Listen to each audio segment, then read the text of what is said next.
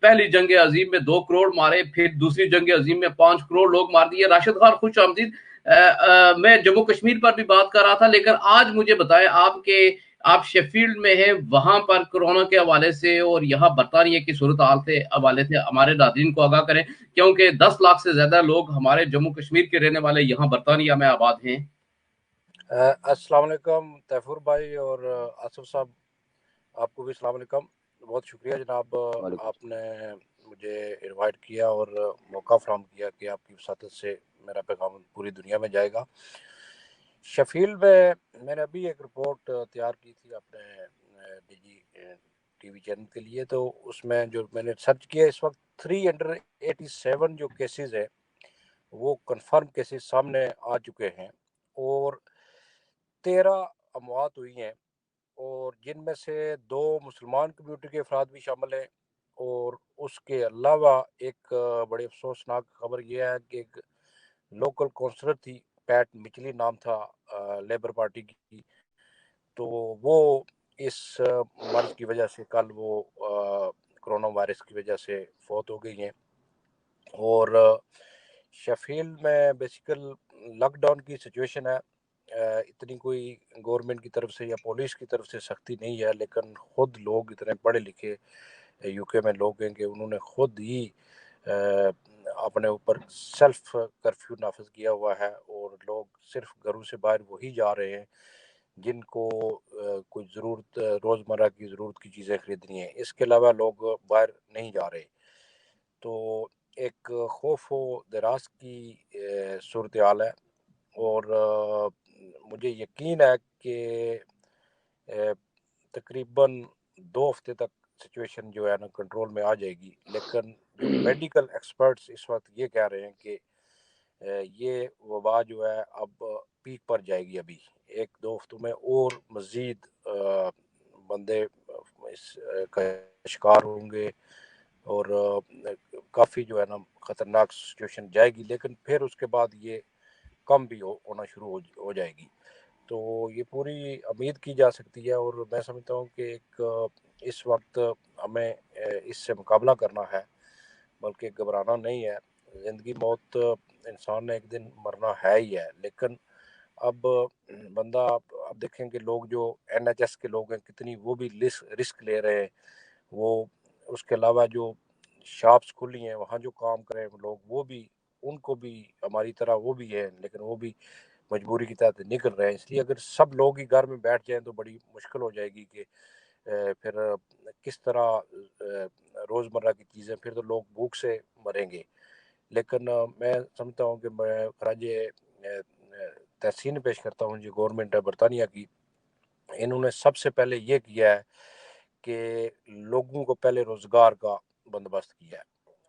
جتنے بھی لوگ سیلف امپلائڈ اور جو لوگ جابیں ختم ہوئی ان کے لیے پہلے انہوں نے روزگار کا بندوبست کیا ہے. روزگار کے بعد انہوں نے لاک ڈاؤن شروع کیا اور آہستہ آہستہ اس پر سختی کی.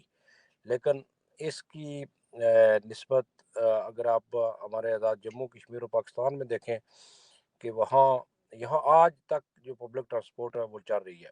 انہوں نے سب سے پہلے پبلک ٹرانسپورٹ بند کی. غریب لوگ جو آگے پیچھے جنہوں نے جانا تھا بیچارے پھنس گئے. پھر اس کے بعد لوگ جو غریب ہیں ان کے لیے کسی قسم کا کوئی کھانے کا بندوبست یا ان کو کوئی گورنمنٹ کی طرف سے کوئی چیز، جہاں تک میری خبر ہے، اگر آپ کہ کوئی خبر ہے کہ گورنمنٹ آزاد کشمیر یا پاکستان نے کوئی غریب لوگوں کے لیے، خاص کر دیہڑی دار جو لوگ تھے جن کی روزگار ختم ہوئی ہے، ان کے لیے کوئی چیز ایسی پیکج اعلان کیا ہے؟ اگر آپ ہے تو آپ بتا سکتے ہیں، لیکن میری ابھی تک اس کوئی بات ایسی نہیں گزری میری نظر سے. تو مزید آپ کیا کہیں گے ان لوگوں کے جذبوں پر جو بغیر کسی کو بتائے، بغیر کسی جگہ اپنا فوٹو لگائے ہوئے ان لوگوں کی مدد کر رہے ہیں جن کا کام ختم ہو چکا، کام بند ہو چکا مکمل، ان کا روزمرہ کے معاملات ٹھپ ہو چکے ہیں، وہ گھروں میں محصور ہو کے رہ گئے ہیں. تو وہ لوگ جس طرح ڈڈیال کی ہمیں تصویریں نظر آئی، کوٹلی کی تصویریں نظر آئی، ہمیں راولا کوٹ اور مظفر آباد کی تصویریں نظر آئی، بہت سارے علاقوں کی، کہ لوگ اپنی مدد ایک دوسرے کی مدد کر رہے ہیں. دیکھو جی، خدا ترس لوگ وہاں اس خطے میں موجود ہیں، اور ہمیشہ وہی لوگ ہی ہیں جو جو اپنے ارد گرد لوگ ہوتے ہیں ان کے غریب لوگ ان کی ہمیشہ مدد کرتے رہے ہیں، اس موقع پر بھی وہ مدد کر رہے ہیں، لیکن جو حکومتیں ہیں وہ غائب نظر آتی ہیں، یہ بڑی بدقسمتی کی بات ہے۔ اور مجھے یقین ہے کہ اس مشکل وقت سے ہمارا خطہ بھی نکل جائے گا، لیکن اس میں کوئی پلاننگ نظر نہیں آئی، ٹھیک ہے، کوئی گورنمنٹ کی طرف سے کوئی صرف مثلا پولیس کا دیکھا ہے کہ مار داڑ انہوں نے لوگوں کو مارنا یا اس قسم کے جو واقعات ہوئے ہیں، اس کے علاوہ کوئی چیز نظر نہیں آئی۔ تو تیفور بھائی، جو بات یہ ہے کہ اس کرونا وائرس کی وجہ سے آج بے شمار لوگ جو ہے بے نقاب ہو گئے ہیں، ٹھیک ہے، بے نقاب اس لیے ہوئے ہیں کہ ادھر انڈیا میں بھی اور پاکستان میں بجائے اس کے کہ سائنس اور ٹیکنالوجی تعلیم کی طرف جاتے، میڈیکل کالج بناتے، میڈیکل سکول بناتے، میڈیکل یونیورسٹیاں بناتے، سائنس پر ریسرچ ہوتی، بنسبت وہاں مدرسے بنائے گئے، اور مدرسے میں جو طالب علم وہ پڑھ کر اس نے فرقہ واریت کی طرف ہو گیا ہے، اس نے دوسروں کو کہا کہ یہ کافر ہیں، یہ مسلمان نہیں ہے، صرف میرا جو مکتبہ فکر ہے میں ہی مسلمان ہوں۔ آج آپ یہ دیکھ لیں کہ پوری دنیا میں تقریباً 57 کے لگ بھگ مسلمان ملک ہیں۔ اب یہ کرونا وائرس پر جو ریسرچ کر رہے ہیں وہ سارے چائنا کر رہا ہے، ٹھیک ہے، انگلینڈ کر رہا ہے، امریکہ کر رہا ہے، جرمنی کر رہا ہے، فرانس کر رہا ہے، یہ ممالک کر رہے ہیں، اور بہت جلد مجھے یقین ہے کہ یہ کوئی اس کا علاج بھی لے آئیں گے اور وہ علاج استعمال کریں گے، لیکن بدقسمتی سے ہمارے جو 57 مسلمان ممالک ہیں ان میں سے کوئی کہیں نظر نہیں ہمیں آ رہا ہے سائنس اور ٹیکنالوجی میں، کسی جگہ ہم نے ترقی نہیں کی، ٹھیک ہے۔ اور آج یہ لوگ جو یہ مختلف جو عامل نجومی انڈیا اور پاکستان میں بیٹھے ہیں، کوئی ہندوت کے گیت گا رہا ہے، وہ کوئی وہاں آپ نے دیکھا کہ گائے موت سے علاج ہو رہا ہے، پھر گوبر سے علاج ہو رہا ہے، اسی طرح ہمارے آزاد کشمیر پاکستان میں علاج ہو رہا ہے جی کبوتر سے، ٹھیک ہے، مختلف ایسے حکیم اور سارے لوگ اب ننگے ہوں گے عوام کے سامنے۔ اور خاص کر ایک پیر سرکار تھے جن کا کوٹلی ستیاں کے بادشاہ سرکار نام ہے، وہ پورا بندہ یاد نہیں کر سکتا کتنا لمبا نام ہے، انہوں نے مختلف دعوے کیے ہوئے تھے، فیس بک پر آتے تھے، کہتے تھے کہ میرے پاس ہر قسم کا علاج موجود ہے، ہر بیماری کا، کینسر کا۔ اب کوئی ان سے یہ پوچھتا، ٹھیک ہے، پاکستان میں کہ آپ نے کس میڈیکل یونیورسٹی سے ڈاکٹر بنے ہیں؟ ایک ڈاکٹر بننے کے لیے آپ کو یہاں برطانیہ میں 8 سال لگتے ہیں، 5 سال یونیورسٹی میں، اس کے بعد 3 سال پریکٹس کرنی، 8 سال کے بعد وہ ڈاکٹر بنتا ہے۔ جو بادشاہ سرکار ہے انہوں نے کون سی میڈیکل سائنس میں ڈگری حاصل کی تھی؟ کہاں وہ میڈیکل ڈاکٹر ہیں کہ وہ لوگوں کا کہہ رہے ہیں کہ میرے پاس علاج ہے، میں علاج کرتا ہوں۔ اب جس دن سے یہ شروع ہوا ہے وہ غائب ہو گئے جی، وہ سرکار اب فیس بک پر آ کر لوگوں سے انہوں نے ملنا ختم کر دیا ہے، اور اب انہوں نے تھوڑے اپنی ٹیون بھی چینج کر دی ہے کہ وہ کہتے ہیں کہ میں بس اللہ کے آگے دعا کر رہا ہوں، اللہ آپ کو شفا دے گا۔ اب وہ دعویٰ نہیں کر رہے، ان کو پتہ چل گیا کہ اب جیسے پچھلے دنوں آپ ایک سرائکی شاعر ہے ان کی بڑی ایک نظم وائرل ہوئی تھی جس میں وہ کہہ رہے تھے کہ اپنے مرشد سے مرشد مجھے دوا نہ دیں میرا ازالہ کریں۔ اب ازالے کا وقت آ گیا ہے کہ میری جس طرح ہمارے عام لوگ غریبوں کی مدد اس وقت کر رہے ہیں، ہمارے جتنے بھی گدی نشین ہیں، پیر حضرات ہیں، ان سے میری یہ ریکویسٹ ہے کہ وہ دعا کے علاوہ اذانیں بھی ٹھیک کیا کر لوگوں نے دی ہیں، لیکن ان کو یہ چاہیے کہ اس وقت وہ پریکٹیکلی مالی طور پر، ٹھیک ہے، لوگوں کی مدد کریں، لوگوں کو راشن ان کے گھروں میں پہنچائیں جس طرح باقی لوگ کر رہے ہیں۔